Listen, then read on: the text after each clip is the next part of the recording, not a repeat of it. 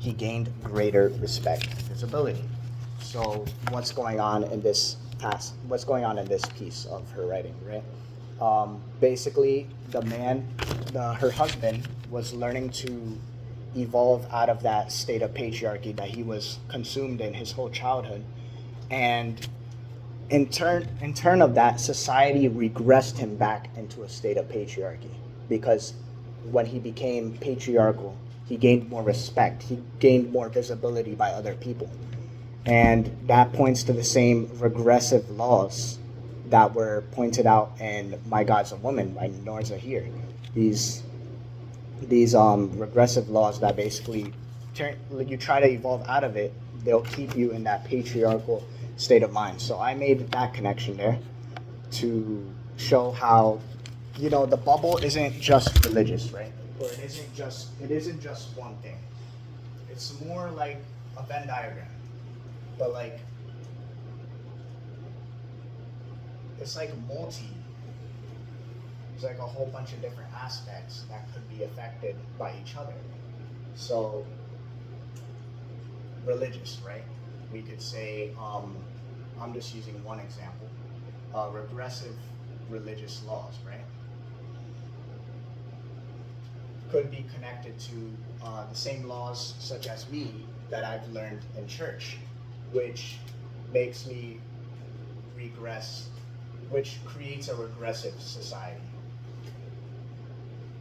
Because now we live in a society where these laws or these teachings, and now we're starting to change more out of it, but in a religious households, and even in today's society, we can see how these laws can contribute to how society sees us. And if we don't follow these laws, it's like we're not following society's standard, and then we're seen as outside, we're rejected, and that could impact other things as well, like the domestic aspect of patriarchy, which I will get into soon, where if you don't obey the father, you get punished, right? And that same dynamic, that same hierarchy can be seen in other aspects of patriarchy, including the domestic, which I will get to in a second, don't worry. But jump to a part where that most question, the development of this question, my God, is God a woman, right? Something that really struck me as peculiar, because it was a question that I would never think of ever in my life until this class, right? So, trying to find it. Just give me 1 second.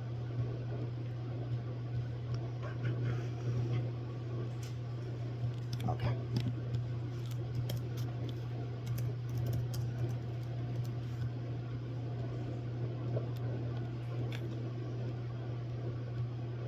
Okay, so on the second page of the journal piece, there's in the beginning of the right column, it says, she shall never understand that God himself. Can you guys find that part? Oh, this is not in Understanding Patriarchy. This is in the My God is a Woman by Noor Zaheer, Critical Analysis. Yes, the top right of the second page. Yes, third line. Let me know when you guys are all there. Sorry. With decision? You said the top left? No, top right of the second page. Decision? Is that where you are? No, it starts with reasoning, logical, analyzing, shall never see, or lack of reason. See that part? Or no? Go. Okay, so I'm going to start reading.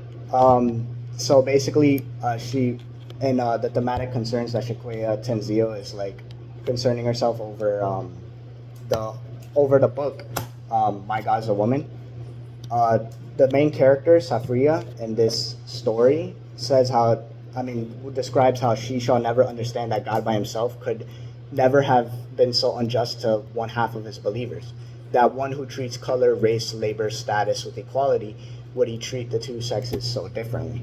So not only is an ethical argument being made there that why is God only treating one half of his believers with dignity, right?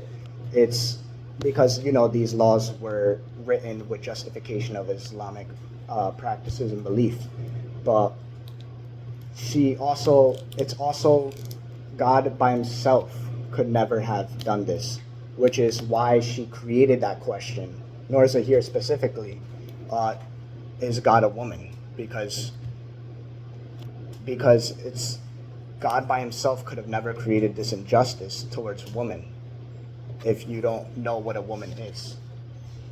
You know what I mean?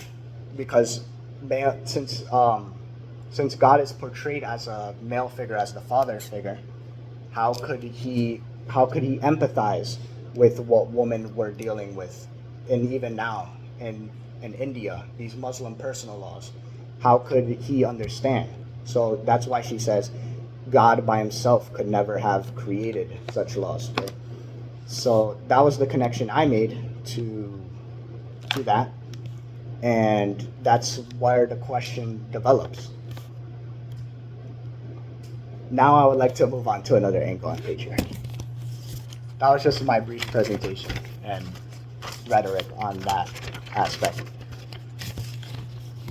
Okay, so Just give me a whole different way to also analyze it in this space of hell. Like, and this has nothing to do with gender, but if God is truly the father, male or female. And in Christian religion, there is a place that is referred to as hell. I don't know if it exists in others, but to me, if God is your creator and supposed to love and forgive you and love you unconditionally, then why is there a place where God's children would be sent to burn in hell for the rest of their lives? Like, that's just a paradox to me. yes, actually concerning that personal experience, I actually went to a Bible study the other day, and I was asking such questions about. I don't want to turn this into a Christian thing, right? But I'm just bringing up a personal experience. And I was asking these questions, such as, why is hell created, or because basically the new Christian organization of it. Sorry, I'm bringing up like this, but they said how there's like a maternal figure, there's a maternal mother in the Bible that's written in the Bible, right? And what I found interesting is that they said that this maternal mother would only come forth on the last day with the father's command. So I was like, why do they say that? And the person that I was talking to was supposed to be an advanced pastor in the church, and he said, I don't know. And that's just very interesting. That's just very peculiar how like these questions just go unanswered. And this dynamic, once again, a dynamic of patriarchy is just seen as so normalized. And it's like, okay, we're just going to leave it to the side. That's basically how he responded to that. And it was like, wow, so we're just going to ignore the patriarchal reference mentioned here and not do anything about that. But that was another story that I just wanted to point out. Thank you, Professor, for bringing that up. So, concerning patriarchy in the media, specifically domestic household on TV, I found an article titled Domesticating Patriarchy, Hegemonic Masculinity, and Television's Mr. Mom by Mary Douglas Vavrus. I will write this as well. Do you guys still need any of this? You guys don't need this, right? No? Okay. Good.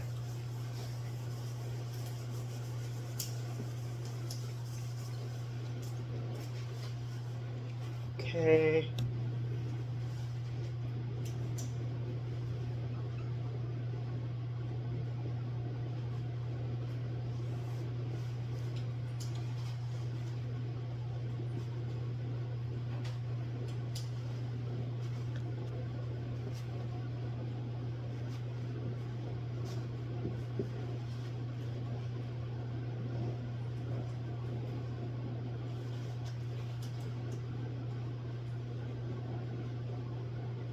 If you're unsure what the word hegemonic or hegemony means, please look it up.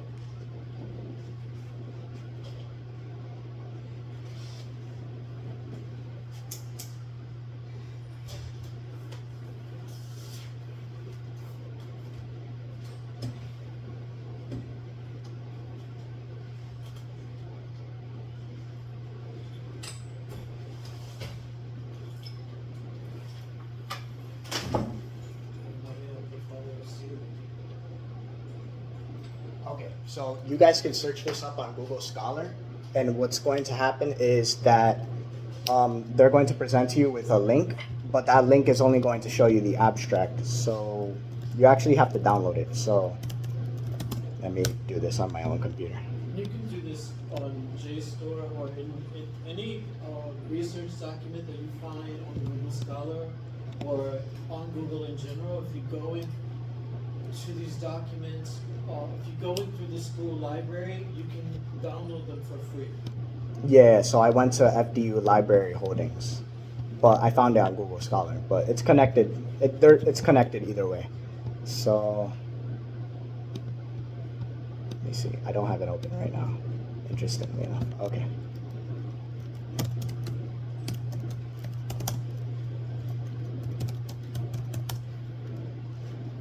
Professor Velez and training.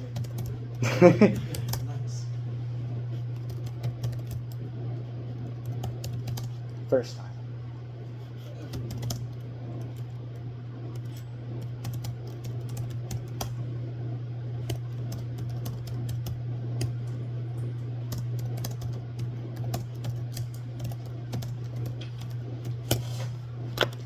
Okay. So when you search this up on Google Scholar, there's going to be a link, but you have to go to the side of that link. It's going to say FDU Journal Holdings. So you click on that, and you click on View Full Text.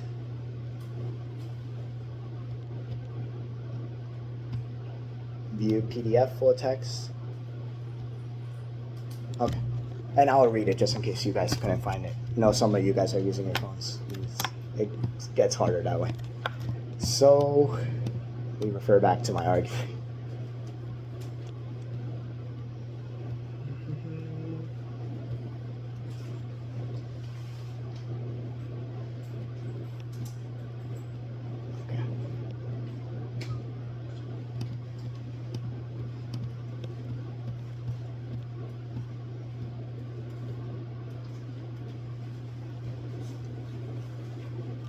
Okay, so I will start with the section of the... So before we get into this, this is actually very interesting because the whole point of portraying Mr. Moms on TV as portrayed on the media is supposedly to fight against patriarchal values. But this article insists that they're not really fighting against patriarchal values by doing this, because when they're putting the dads or the Mr. Moms in this domestic setting, they're actually like showing like displays of dominance and things like that. So they're not actually, it's not actually anti-patriarchal, it's still patriarchal, but with a twist. You're just reversing the gender roles, but you're still keeping the dominance aspect into it, which is still patriarchy. So I'm going to start with a section that's called Wait Till Your Father Gets Home, which is, yeah, I know, right? Wait till your father gets home. Like, that sounds a little patriarchal to me, but anyways. So the release of the film Mr. Mom in 1983 introduced the term Mr. Mom into popular parlance, where it has remained ever since. The term to inversion of traditional heterosexual family roles, such as the husband stays at home to take care of the children while his spouse is employed outside their home to earn money to earn the family's income. In the film, Michael Keaton is a father of 3 children and takes over the primary child rearing duties, while Terry Garr, the mother of the children, pursues an increasingly successful career as an advertising executive. In the course of the film, Keaton is shown experiencing depression, dismay, boredom, frustration, and perceived emasculation as the result of being laid off as a Detroit auto engineer and taking the duties of a stay-at-home parent. After several scenes of the household chaos caused in his domestic ineptitude, Keaton is chastened by the magnitude and difficulty of his new duties and decides that it is not beneath him to master them. Indeed, it is his new job. The majority of the film revolves around the issues that arise after Keaton is successfully transformed from an awkward father into a skilled house husband.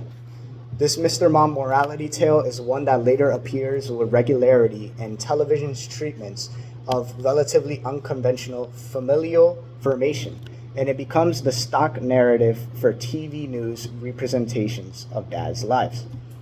So,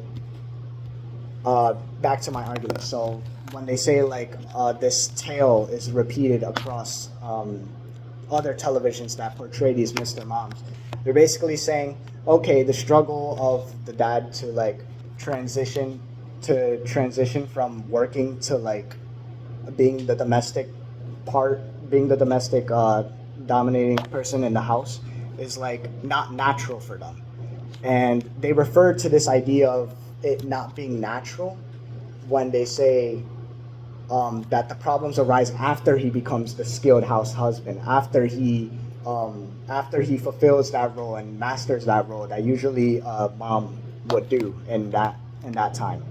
So they're basically pointing out that no, this isn't really the natural way of things. So that's why they're presenting these problems on television. So it's not really anti-patriarchal if they're pointing out that the natural way of things is something else. And they actually say this more directly in the later in the passage as well. So later in the passage on like the second column, it says that Mr. Mom was to be successful because it goes against a male's natural way of life.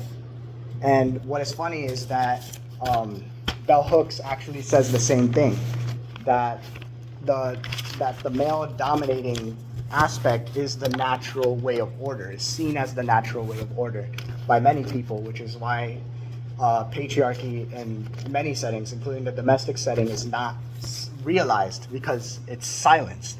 So we've already read this, but in understanding patriarchy, on the second page, on the bottom of the second paragraph, so this is the first column. I mean, this is very weird, but second page, first column at the second paragraph, where she gets beat as a child with the board.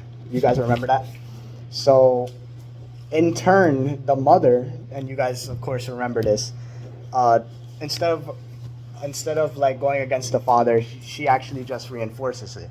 In service to patriarchy, her task was to reinforce that dad had done the right thing by putting me in my place and restoring the natural social order. So here we get this reference again to the natural social order, like that this is supposed to be normal.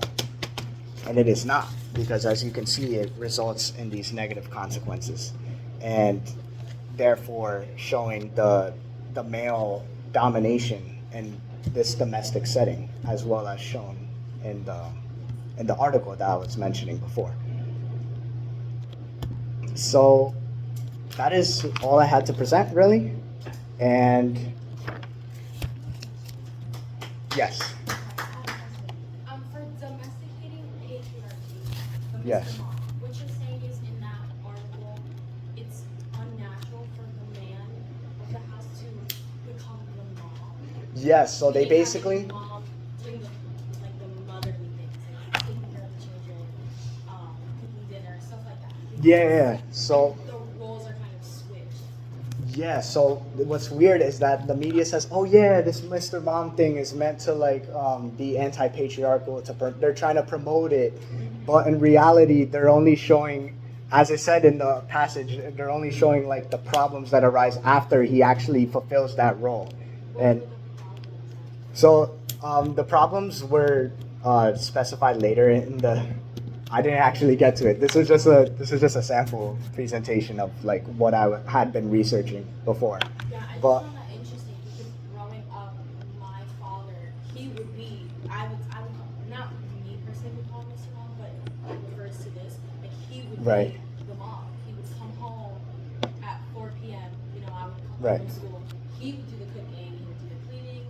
My mom was off in college and being a waitress at night. So my dad played that role, and I never saw a problem in it. I loved right being there, home with my dad. right there was never. I never saw an issue with it. Oh, you're acting like my mom. I mean, again, being so young, I don't. Right. I didn't see I think that is the point exactly, in that we have accepted mom being home with kids as the natural order. Whereas this ideology, I'm a single father. I raised my son on my own. He's 30. Very traditional in that I was mom and dad. He was raised with two men. what he's saying is, particularly if we put it in context, it was the 1980s. Yeah, like this was the age of Ronald Reagan, power capitalism. Men definitely were out on Wall Street or making money, bringing home the bacon, and you were lucky enough to have your father be at home with you, creating a bond that probably still lasts to this day. You know, like that back then would be like so out of the ordinary. Whereas today, probably happens more often, you know? And I think what he's referencing is, and correct me if I'm wrong, Right. the natural order would be for mom to be at home. Yes. But taking your experience, for example, right? And that would be good to use in your research paper, right? You can present a logical argument with your experience. Yeah. Because in your experience, that was fully functional, right? So why is the media, even until today, there's still like Mr. Mom TV programs, movies, and whatnot. Why are they presenting this idea that it could disturb the natural way of things, when for you it worked perfectly fine? Like, that's a logical contradiction. You could definitely use that in your research paper if you like. That could definitely be a component that you could use. And in the movie, I remember this movie, the father, his conflict was he was unable to control the family, the way mom would be more organized and have things scheduled, and you know, dad being at home was chaos. The kids were running havoc. There's many Yeah. like That are still running. Yeah, So where this is why we wanted to talk about this, and just add different angles to patriarchy, not just like, oh, patriarchy is a social construct that destroys women, but rather, you know, how it affects all of us. So the angle. I'm sorry. Did you say what you wanted to say? No, I mean that's perfect. I mean, yeah, that's basically what I was trying to do. I was trying to just give you guys more angles on how you could implement the effects of patriarchy in different institutions, not just the ones we went over, and not only how it affects women, but also how it affects men as well. And you could definitely read more about this in Understanding Patriarchy, because she makes reference to this when she says that a lot of people believe that men are just the problem when you think of patriarchy. But she talks about how there's also like women who promote these patriarchal views, and she gives a reference actually to single mothers when they promote like she says that they're more inclined to be attracted to a patriarchal dad because they never experienced that patriarchal dynamic in their family. So they're more aligned with those views than are people who have been in a nuclear family type environment before. So this definitely alludes to more in that and Understanding Patriarchy, which is why I love this, because it not only gives you one dimension, this gives you many different dimensions on patriarchy. So this is definitely vital, I believe, to your guys' research papers if you'd like to use that. That's yes. He really, like, he put his essay together because he was really interested Yeah. in the various components of patriarchy. And